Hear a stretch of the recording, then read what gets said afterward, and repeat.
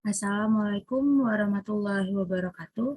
Di sini saya akan mempresentasikan tentang pengembangan Pasiraman, Pura Dalam Bingit, dan Pura Kusti sebagai daya tarik wisata spiritual di Desa Batuan Gianyar oleh Imade Dharma Okai, Made Sudiarta, Imade Astawa, dan Iwayan Sukita. Sebelumnya, perkenalkan nama saya Safa Faziaranti, NPM 201415111003 dari jurusan Kehutanan A. Yang pertama ada pendahuluan. Bali memang identik dengan pariwisata. Bali dan pariwisata adalah dua hal yang saling melengkapi satu sama lain. Bali merupakan ikon pariwisata Indonesia. Kunjungan wisatawan asing ke Bali meningkat dalam 5 tahun terakhir dengan pertumbuhan lebih dari 28% menurut Disparda Bali 2020. Dipahami bahwa sektor pariwisata di Bali merupakan penggerak perekonomian masyarakat yang diharapkan dapat berkelanjutan melalui pengembangan pariwisata berbasis masyarakat. Salah satu desa yang mengembangkan potensi pariwisata sebagai daya tarik wisata adalah Desa Batuan Gianyar, Bali. Potensi pariwisata yang dikembangkan di desa ini merupakan daya tarik wisata atau DTW unik bagi wisatawan untuk menyegarkan pikiran. DTW yang dikembangkan yaitu pariwisata spiritual bernama Pasiraman Pura Dalam Bingit dan Pura Kusti. Dalam pengembangan daya tarik wisata atau di Pasiraman, Pura Dalam Bingit, dan Pura Kusti, ini perlu dilakukan evaluasi berdasarkan kriteria atau komponen yang harus dimiliki dalam pengembangan daya tarik wisata. Adapun komponen yang dimaksud terdiri atas attraction, access, amenities, dan ancillary service atau disebut 4A. Lalu yang kedua ada metodologi. Artikel ini menggunakan data kualitatif, pengumpulan data melalui metode observasi, wawancara mendalam, dan studi pustaka. Penentuan informan dilakukan secara snowball sampling. Data informasi terkait kelayakan pada Pasiraman Pura Dalam Bingit dan Pura Kusti diperoleh dari tokoh masyarakat atau pengelola DTW yang memahami tentang hal tersebut. Lalu data dianalisis secara deskriptif, kualitatif, melalui pengolahan dan penafsiran data yang merupakan rangkaian kegiatan penelaahan, pengelompokan, sistematisasi, penafsiran, dan reifikasi data agar sebuah fenomena memiliki nilai sosial, akademis, dan nilai ilmiah. Lalu yang ketiga ada hasil dan pembahasan. Mengkaji kelayakan dari suatu tempat untuk dapat dijadikan sebagai daya tarik wisata setidaknya memiliki komponen yaitu attraction, access, amenities, dan ancillary service atau disebut dengan 4A. Komponen 4A ini dapat digunakan sebagai rujukan dalam menjelaskan komponen destinasi pariwisata. Yang pertama ada attraction. Air suci ini berbentuk seperti air terjun dengan tinggi kurang lebih 2 meter. Air suci ini dapat menunjukkan kondisi dari pengunjung yang melakukan pengelukatan. Melukat merupakan prosesi yang dilakukan manusia guna membersihkan diri secara jasmani dan rohani. Dalam umat Hindu, melukat biasanya dipimpin oleh seorang pemangku di mana sebelumnya dilakukan persembahyangan kemudian dilanjutkan dengan penyiraman air suci.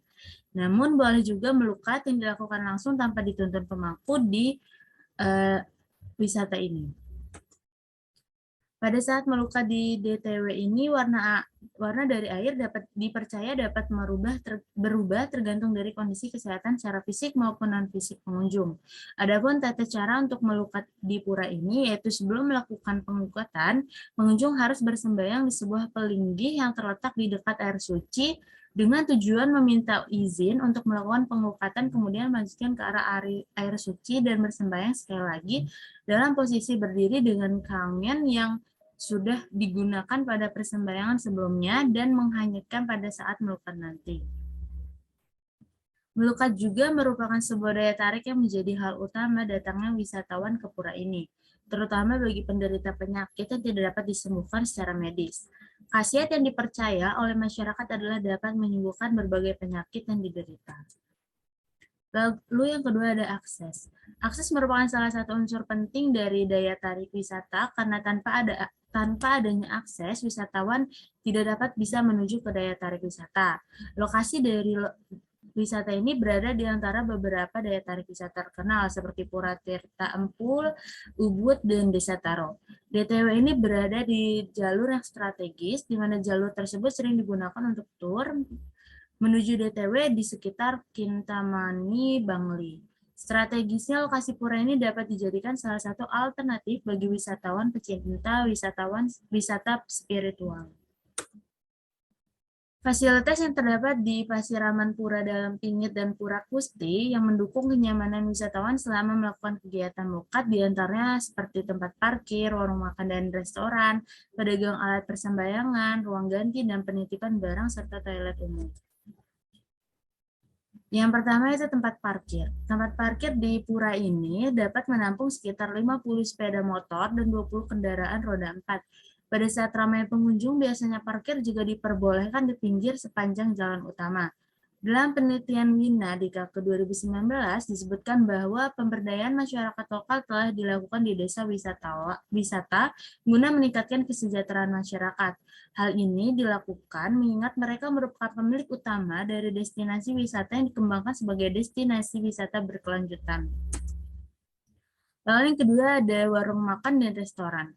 Masyarakat telah menyediakan warung makan atau restoran bagi wisatawan atau pengunjung yang ingin makan atau hanya duduk setelah melakukan pembersihan diri atau melukat. Di sepanjang jalan terdapat 6 unit warung yang menyediakan makanan atau minuman dan 2 unit berada di areal pura. Lalu yang ketiga ada pedagang alat persembahyangan.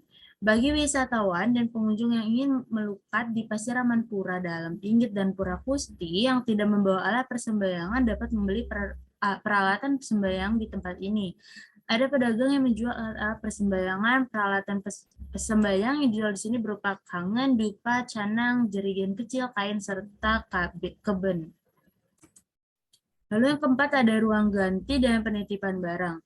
Ruang ganti ini masih berupa 2 bilik dengan tembok setinggi bahu dan tidak terdapat pintu. Masyarakat lokal juga menyediakan tempat penitipan barang untuk mencegah hilangnya barang-barang berharga milik wisatawan dan pengunjung selama melukat. Tempat penitipan barang ini berupa laci-laci kecil dan kunci dari laci tersebut dapat diberikan kepada wisatawan atau pengunjung. Lalu yang kelima ada toilet atau WC umum.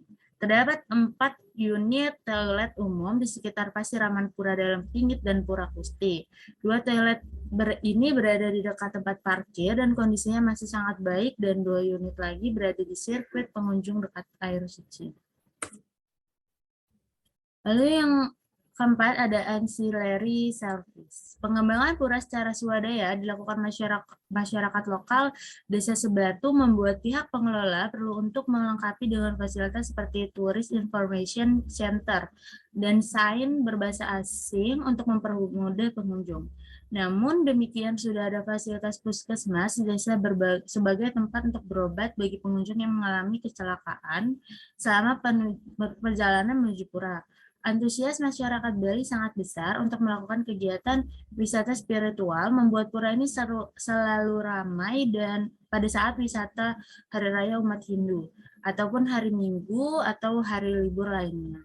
Hal ini dapat menyulitkan wisatawan yang ingin melihat-lihat sekaligus melukat. Sering terjadi antrian pada sirkuit pengunjung yang menuju air suci mengingat luas pura hanya sekitar 8 are. Sudah termasuk fasilitas tempat ganti, air suci, dan sungai yang mengalir air dari air suci.